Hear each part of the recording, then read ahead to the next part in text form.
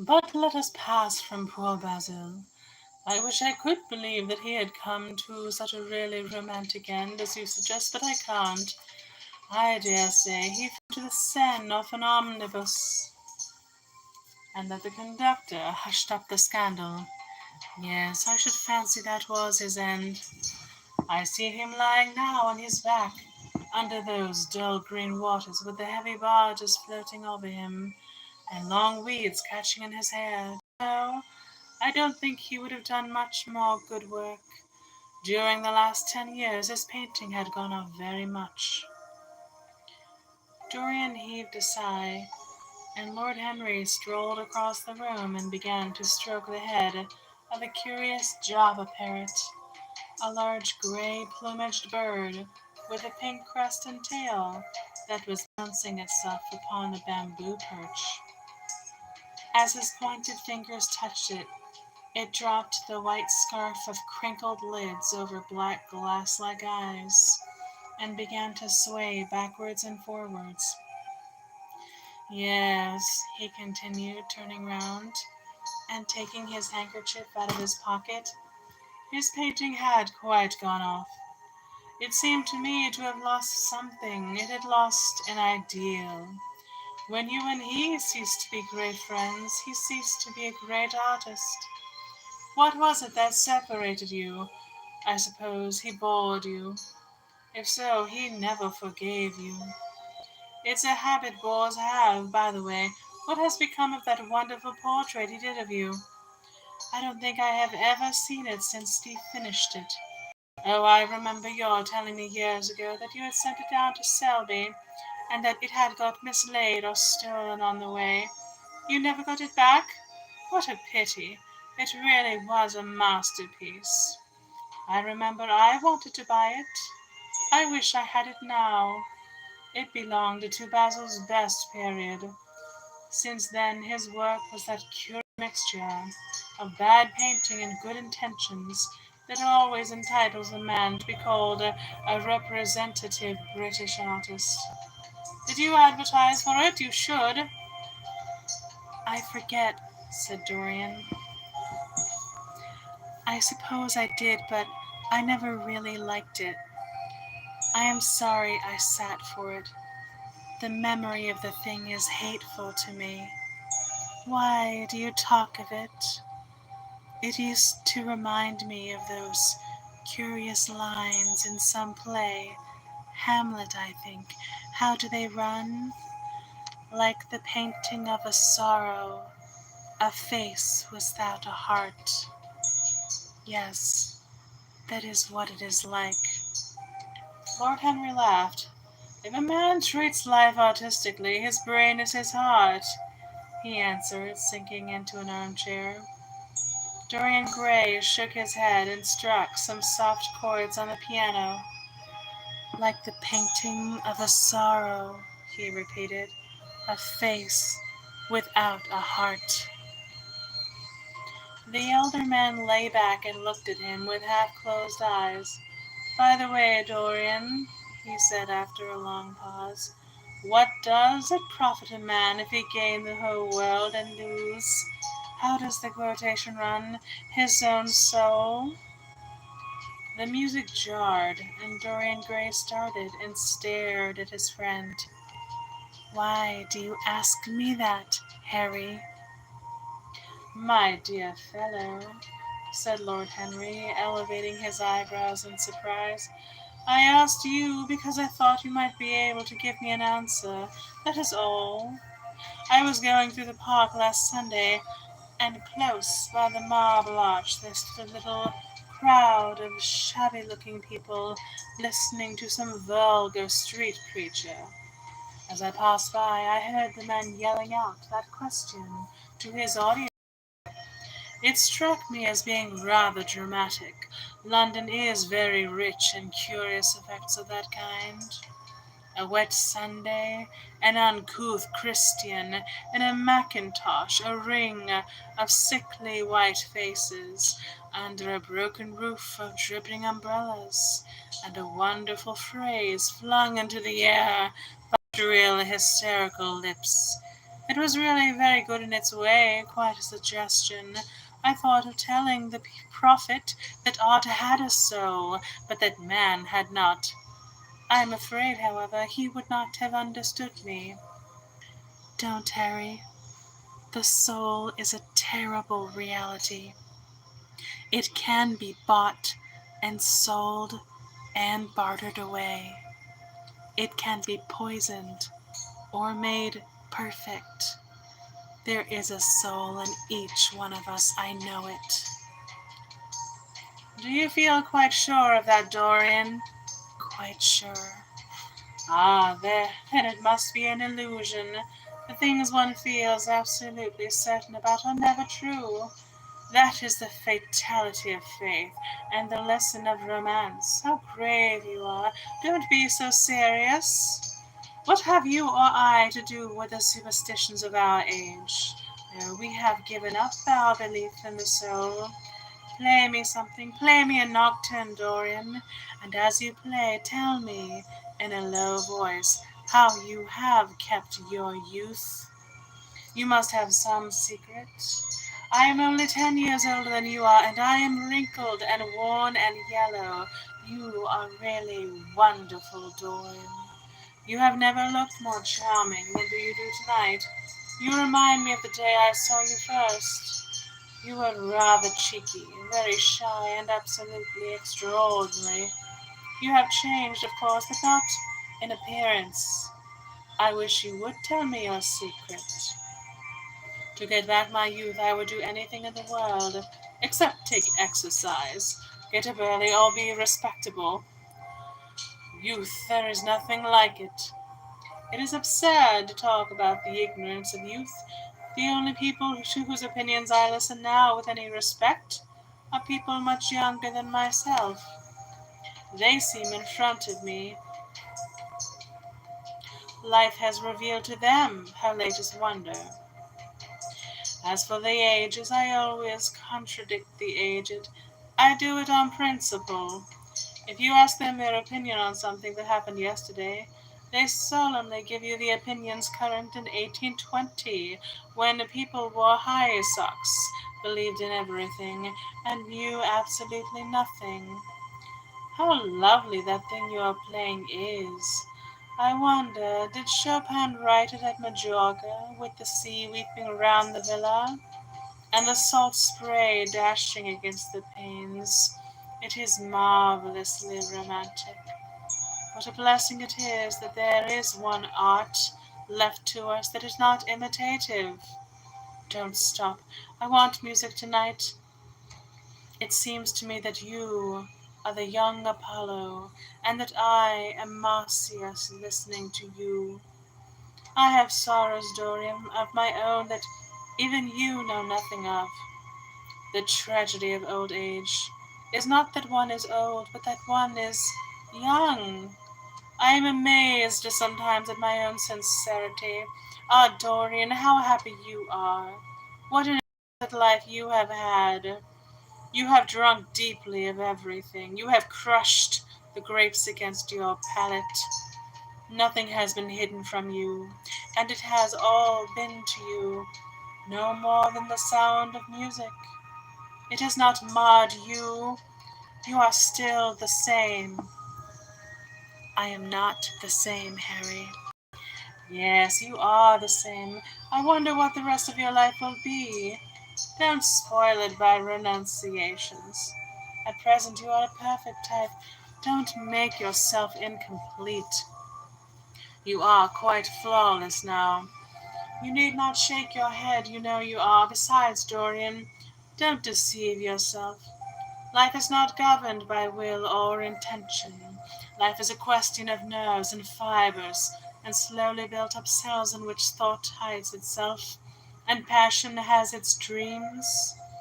You may fancy yourself safe and think yourself strong, but a chance tone of color in a room or a morning sky, a particular perfume that you had once loved, and that brings subtle memories with it, a line from a forgotten poem that you had come across again, a cadence from a piece of music that you had ceased to play. I tell you, Dorian, that it is on things like these that our lives depend.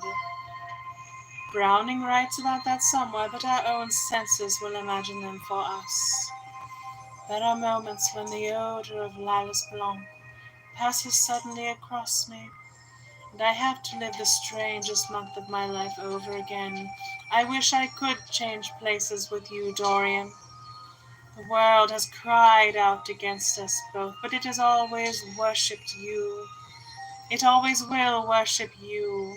You are the type of what the age is searching for, and what it is afraid it has found. I am so glad that you have never done anything, never carved a statue or painted a picture or produced anything outside of yourself. Life has been your art. You have set yourself to music. Your days are your sonnets. Dorian rose up from the piano and passed his hand through his hair. Yes, life has been exquisite, he murmured, but I am not going to have the same life, Harry. And you must not say these extravagant things to me. You don't know everything about me. I think that if you did, even you would turn from me. You laugh. Don't laugh. Why have you stopped playing, Dorian? Go back and give me the nocturne over again. Look at that great honey-colored moon that hangs in the dusky air. She is waiting for you to charm her, and if you play, she will come closer to the earth. You won't? Let us go to the club, then. It has been a charming evening, and we must end it charmingly. There is someone at White's who wants immensely to know you. Young Lord Poole, Bournemouth's eldest son. He has already copied your neckties, and has begged me to introduce him to you. He is quite delightful, and rather reminds me of you. I hope not, said Dorian with a sad look in his eyes. But I am tired tonight, Harry. I shan't go to the club. It is 11, and I want to go to bed early. Do stay. You have never played so well as tonight. There was something in your touch that was wonderful. It had more expression than I had ever heard from it before. It is because I am going to be good, he answered, smiling. I am a little changed already. You cannot change to me, Dorian, said Lord Henry. You and I will always be friends. Yet you poisoned me with a book once. I should not forgive that, Harry. Promise me that you will never lend that book to anyone. It does harm. My dear boy, you are really beginning to moralize. You will soon be going about like the converted and the revivalist, warning people against all the sins of which you have grown tired. You are much too delightful to do that. Besides, it is no use. You and I are what we are, and will be what we will be. As for being poisoned by a book, there is no such thing as that. Art has no influence upon action. It annihilates the desire to act. It is superbly sterile. The book, the books that the world calls immoral, are books that show the world its own shame, that is all. But we won't discuss literature. Come round tomorrow. I am going to ride at 11. We might go together, and I will take you to lunch afterwards with Lady Branksome. She is a charming woman, and wants to consult you about some tapestries she is thinking of buying. Mind you come. Or shall we lunch with our little Duchess? She says she never sees you now. Perhaps you are tired of Gladys. I thought you would be. Her clever tongue gets on one's nerves. Well, in any case, be here at 11. Must I really come, Harry? Certainly. The park is quite lovely now. I don't think there have ever been such lilacs since the year I met you. Very well. I shall be here at 11, said Dorian. Good night, Harry."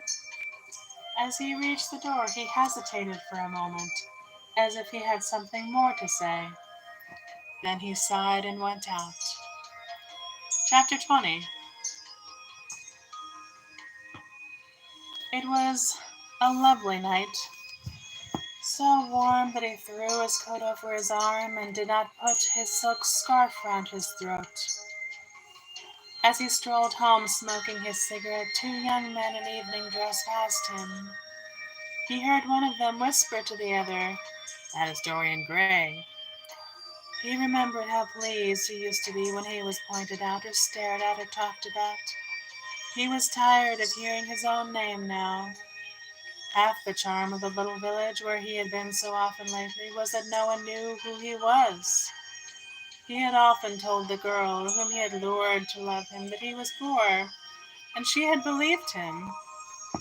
He had once told her that he was wicked, and she had laughed at him, and had answered that wicked people were always very old and very ugly. What a laugh she had, just like a thrush singing. And how pretty she had been, in her cotton dress and her large hats. She knew nothing, but she had everything that he had lost. When he reached home, he found a servant waiting up for him. He sent him to bed and threw himself down on the sofa in the library and began to think over some of the things that Lord Henry had said to him. Was it really true that one could never change? He felt a wild longing for the unstained purity of his boyhood, his rose-white boyhood, as Lord Henry had once called it. He knew that he had tarnished himself, filled his mind with corruption, and given horror to his fancy, that he had been an evil influence to others and had experienced a terrible joy in being so, and that of the lives that had crossed his own, it had been the fairest and the most full of promise that he had brought to shame. But was it all irretrievable? Was there no hope for him? Ah, in what a monstrous moment of pride and passion he had prayed that the portrait should bear the burden of his days, and he keep the unsullied splendor of eternal youth. All his failure had been due to that. Better for him that each sin of his life had brought its sure swift penalty along with it. There was purification and punishment, not "forgive us our sins," but "smite us for our iniquities," should be the prayer of man to a most just God. The curiously carved mirror that Lord Henry had given to him so many years ago now was standing on the table, and the white-limbed cupids laughed round it as of old. He took it up as he had done on that night of horror when he had first noted the change in the fatal picture, and with wild, tear-dimmed eyes looked into its polished shield. Once, someone who had terribly loved him had written to him a mad letter, ending with these idolatrous words: "The world is changed because you are made of ivory and gold. The curves of your lips rewrite history." The phrases came back to his memory, and he repeated them over and over to himself. Then he loathed his own beauty, and flinging the mirror on the floor, crushed it into silver splinters beneath its heel. It was his beauty that had ruined him, his beauty and the youth that he had prayed for. But for those two things his life might have been free from stain. His beauty had been to him but a mask, his youth but a mockery. What was youth at best? A green and unripe time, a time of shallow moods and sickly thoughts. Why had he worn its livery? Youth had spoiled him. It was better not to think of the past. Nothing could alter that. It was of himself and his own future that he had to think about. James Vane was hidden in a nameless grave in Selby churchyard. Alan Campbell had shot himself one night in his laboratory, but had not revealed the secret that he had been forced to know. The excitement, such as it was, over Basil Hallward's disappearance would soon pass away. It was already waning. He was perfectly safe there. Nor indeed was it the death of Basil Hallward that weighed most upon his mind. It was the living death of his own soul that troubled him. Basil had painted the portrait that had marred his life. He could not forgive him that. It was the portrait that had done everything. Basil had said things that were unbearable, and that he had yet borne with patience. The murder had been simply the madness of a moment. As for Alan Campbell, his suicide had been his own act. He had chosen to do it. It was nothing to him. A new life, that was what he wanted. That was what he was waiting for. Surely he had begun it already. He had spared one innocent thing at any rate. He would never again tempt innocence. He would be good.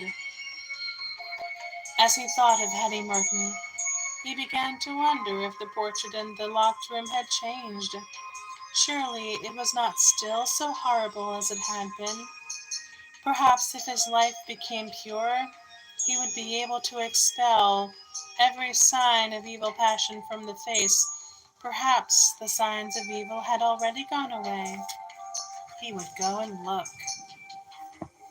He took the lamp from the table and crept upstairs.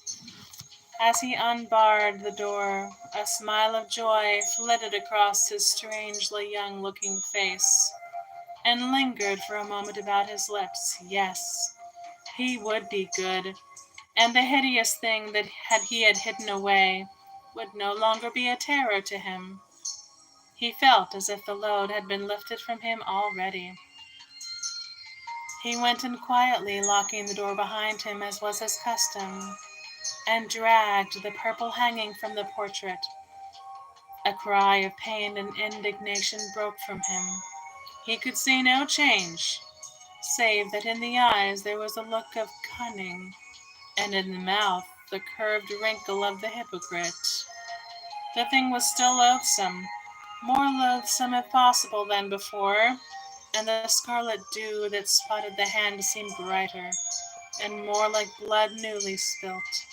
Then he trembled.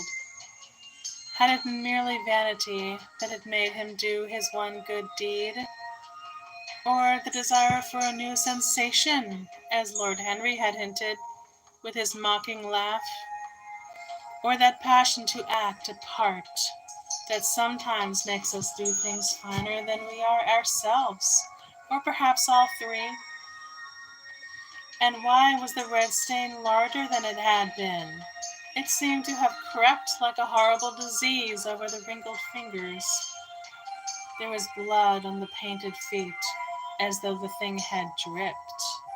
Blood even on the hand that had not held the knife. Confess? Did it mean that he was to confess, to give himself up and be put to death? He laughed. He felt that the idea was monstrous. Besides, even if he did confess, who would believe him? There was no trace of the murdered man anywhere. Everything belonging to him had been destroyed. He himself had burned what had been below stairs. The world would simply say he was mad. They would shut him up if he persisted in his story. Yet it was his duty to confess, to suffer public shame, and to make public atonement. There was a God who called upon men to tell their sins to earth as well as to heaven. Nothing that he could do would cleanse him till he had told his own sin. His sin? He shrugged his shoulders. The death of Basil Hallward seemed very little to him. He was thinking of Hetty Merton, for it was an unjust mirror, this mirror of his soul that he was looking at. Vanity, curiosity, hypocrisy. Had there been nothing more in his renunciation than that? There had been something more, at least he thought so, but who could tell? No, there had been nothing more. Through vanity he had spared her. In hypocrisy he had worn the mask of goodness. For curiosity's sake, he had tried the denial of self. He recognized that now. But the murder, was it to dog him all his life? Was he always to be burdened by his past? Was he really to confess? Never. There was only one bit of evidence left against him, the picture itself. That was evidence.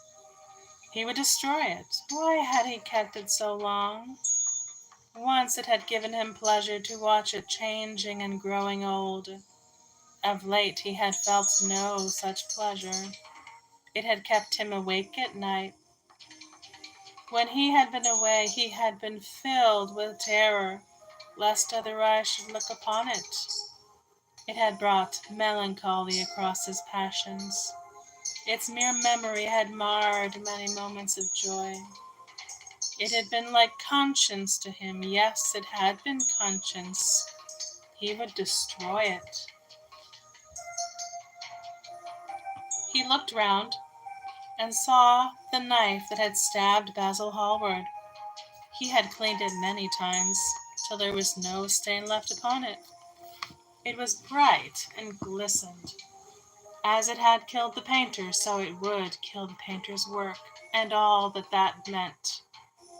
It would kill the past, and when that was dead, he would be free. It would kill this monstrous soul life, and without its hideous warnings, he would be at peace. He seized the thing and stabbed the picture with it. There was a cry heard and a crash. The cry was so horrible in its agony that the frightened servants woke and crept out of their rooms. Two gentlemen who were passing in the square below stopped and looked up at the great house. They walked on till they met a policeman and brought him back. The man rang the bell several times, but there was no answer. Except for a light in one of the top windows, the house was all dark. After a time, he went away and stood in an adjoining portico and watched. "Whose house is that, constable?"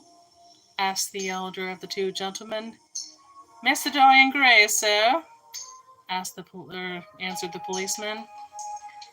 They looked at each other as they walked away and sneered. One of them was Sir Henry Ashton's uncle.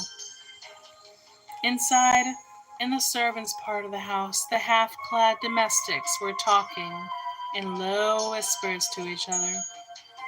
Old Mrs. Leaf was crying and wringing her hands. Francis was as pale as death. After about a quarter of an hour, he got the coachman and one of the footmen and crept upstairs. They knocked, but there was no reply. They called out.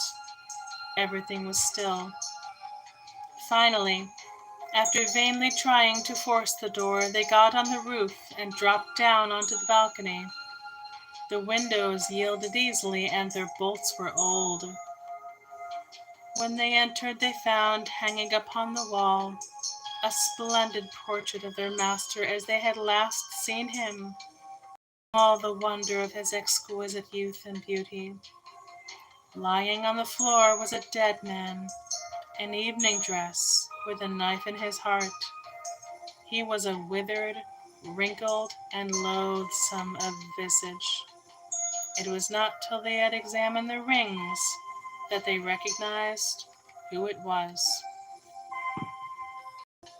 The end.